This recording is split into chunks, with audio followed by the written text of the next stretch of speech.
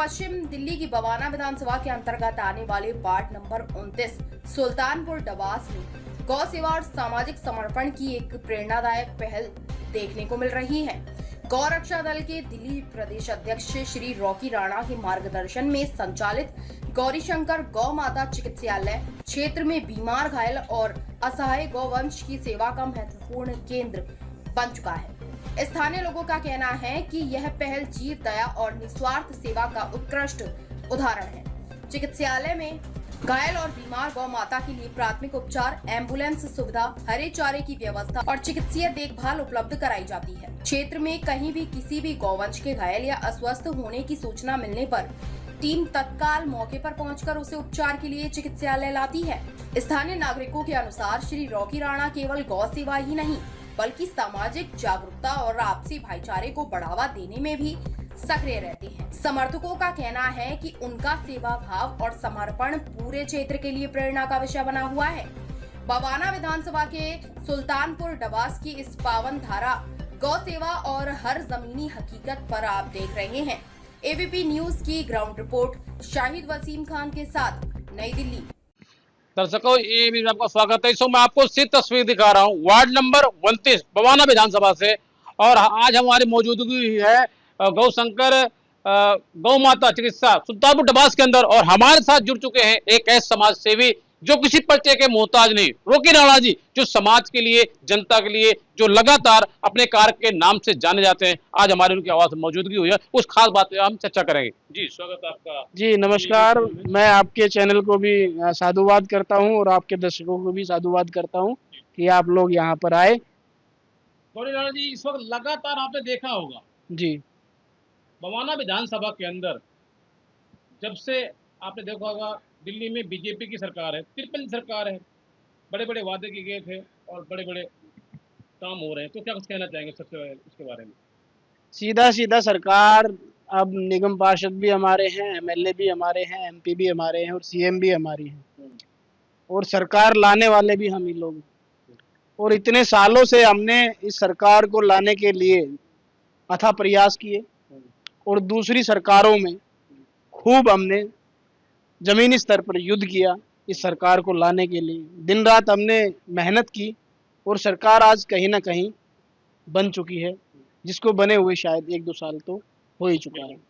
तो क्या कुछ कहना चाहेंगे रविंद्र इंदिरा जी के लिए? मंत्री हैं आपकी विधानसभा से, वो लगातार जमीनी स्तर पे वो काम कर रहे हैं। रविंद्र इंदिरा जी मेरे बहुत अच्छे दोस्त भी हैं, मित्र भी हैं और मेरे बड़े भाई के रूप में भी हैं, और आज हमारे वो एमएलए भी हैं और आज वो हमारे मंत्री भी हैं। तो हमें खुशी है, हमारा भाई आज एक बड़े स्तर पर है और वो काम कर रहा है। रॉकी राणा जी, इसमें मेरे लाखों हजारों करोड़ से आपको देख रहे हैं। हमने अपने एबीपी ने जब सर्वे किया तो वार्ड नंबर 29 बवाना विधानसभा के अंदर आपकी एक अलग पहचान है, एक समाज सेवी होने के नाते। लगातार जनता के दिल में आपने जगह बनाई, जनता के दिल में आप बसे हुए हैं।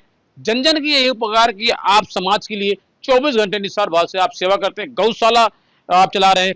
कैसे संभव हो पाता? बड़ा मुश्किल काम है, बड़ा कठिन काम है इस समय के अंदर। हमारी गौशाला जो है वो गांव सुल्तानपुर डबास बवाना एरिया दिल्ली 39 में है। यहाँ पर सभी बीमार गाय होती हैं, घायल होती हैं, एक्सीडेंटल होती हैं। तो इसका नाम है गौरीशंकर गौ माता चिकित्सालय, गांव सुल्तानपुर डबास, प्रेम प्याऊ रोड पर।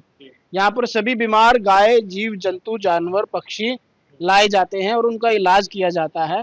और यहाँ पर सिर्फ इलाज है, यहाँ पर कोई इनकम सोर्स नहीं है, ना यहाँ पर दूध की गाय होती है और ना ही यहाँ ऐसा कुछ है कि जिससे कि इनकम सोर्स से हम ये गौशाला चला सकें। रॉकी राणा जी, जो मेरे दर्शक देख रहे हैं, दिल्ली में सरकार है, मैंने आपको पहले बताया बीजेपी की, और मंत्री भी हैं इस विधानसभा से रविंद्र इंदिरा जी। क्या कुछ कहना चाहेंगे मंत्री जी से और क्या कुछ सरकार से कहना चाहेंगे आप? देखिए, मैं अपने निगम पार्षद अंजू अमन कुमार और हमारे एमएलए रविंद्र इंदिरा जी जो मंत्री जी हैं, और सीएम रेखा गुप्ता जी, वो भी मुझे अच्छे से जानती हैं। ये तीनों लोग मुझे बहुत अच्छे से जानते हैं और मेरे कार्य को भी अच्छे से जानते हैं।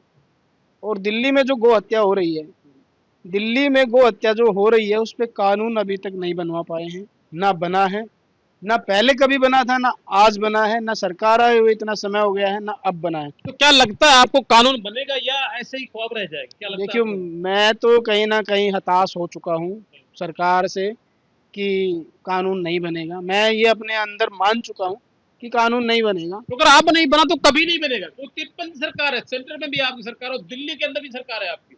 दिल्ली में तो मुझे लगता नहीं कि योगी जैसा राज दिल्ली में आएगा, क्योंकि सीएम के सामने हम काफी बार फाइलें रख चुके हैं, सारी चीजें रख चुके हैं कि कम से कम ऐसा कानून तो बना दो, यदि कोई चोरी करता है, यदि कोई गाय काटता है, यदि कोई क्राइम करता है, तो कम से कम उसकी जमानत तो ना हो। बिल्कुल।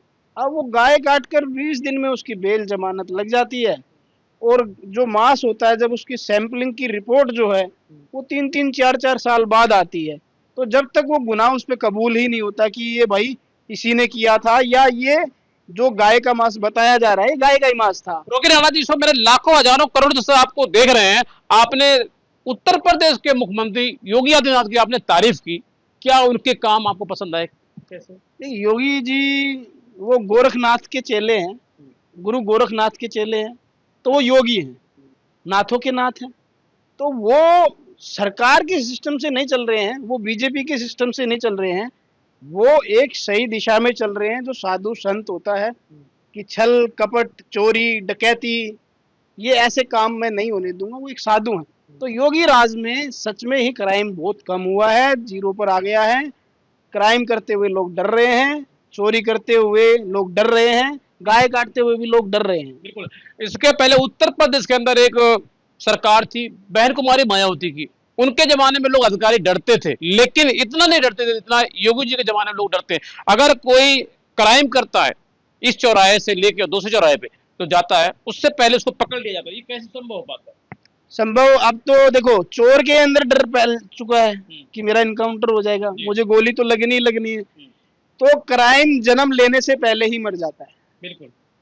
जब मजबूत सरकार आएगी, मजबूत कानून आएगा, तो क्राइम होगा ही नहीं।